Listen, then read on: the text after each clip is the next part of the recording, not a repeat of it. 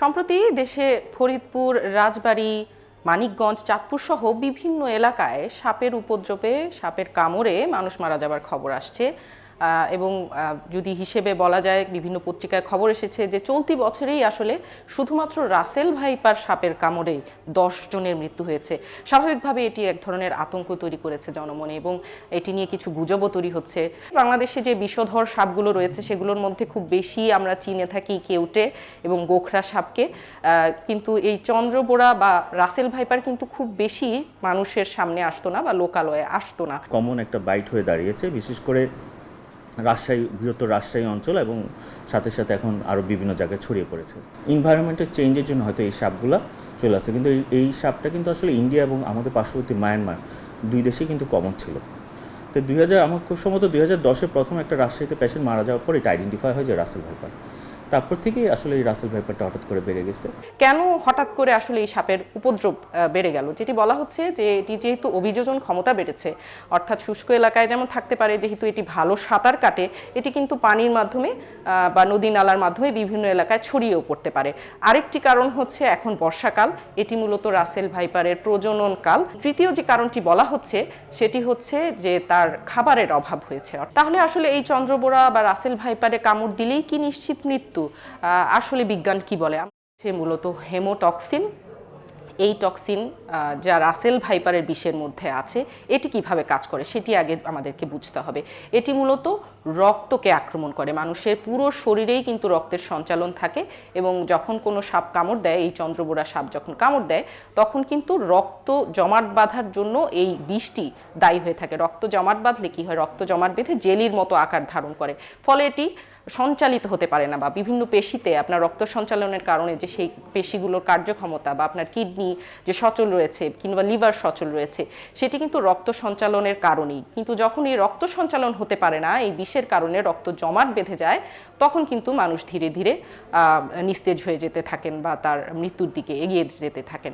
এখন কথা হচ্ছে যে তাহলে কি এই সাপের বিষের কোনো প্রতিষেধক নেই, অ্যান্টিভেনম নেই? অবশ্যই আছে।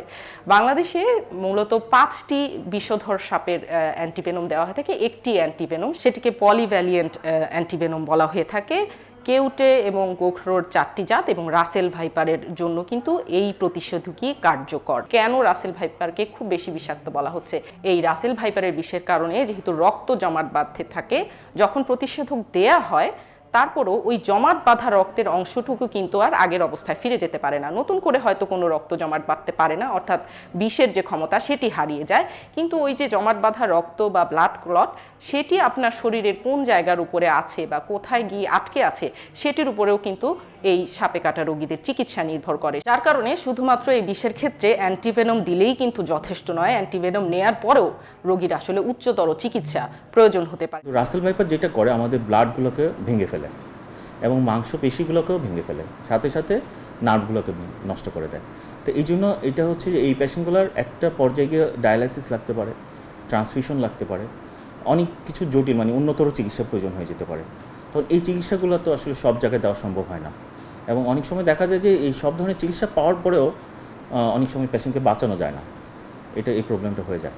আসলে এটা কারণটা হচ্ছে, যদি বলেন তাহলে বলবো যে পেশেন্ট দেরিতে আসা হাসপাতালে।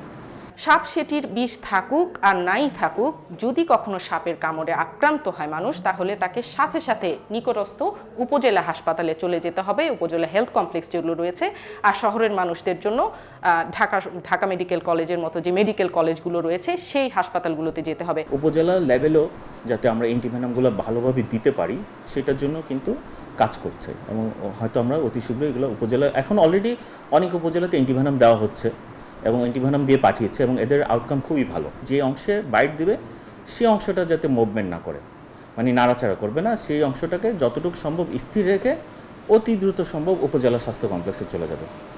এই রোগীগুলো কিন্তু দেখবেন যে এই রোগীগুলো কিন্তু কোনো প্রাইভেট হাসপাতালে যাওয়ার সুযোগ নেই। তো এই রোগীগুলোকে অবশ্যই সরকারি হাসপাতালে চলে আসতে হবে।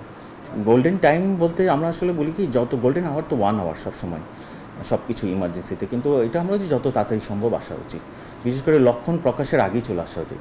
হাসপাতালে এসে অনেক সময় তো নির্বিষ বা সাপও কামড় দিতে পারে, তাহলে এটা তো সাধারণ মানুষ অনেকে বুঝবে না। তাহলে সাপে কামড় দিলেই আসলে হাসপাতালে চলে আসবে। অর্থাৎ যত দ্রুত আপনি নিয়ে যেতে পারবেন, বিশেষ করে রাসেল ভাইপারের ক্ষেত্রে, কারণ এটির যেহেতু রক্ত দিয়ে প্রবাহিত হয়, এটি যত দ্রুত ছড়াতে পারবে ততই আপনার অঙ্গহানি হতে থাকবে। সেই কারণে আসলে যত দ্রুত এর প্রতিষেধক দেওয়া যাবে তত দ্রুত কিন্তু মানুষ সুস্থ হয়ে যাবার একটি সম্ভাবনা থাকে।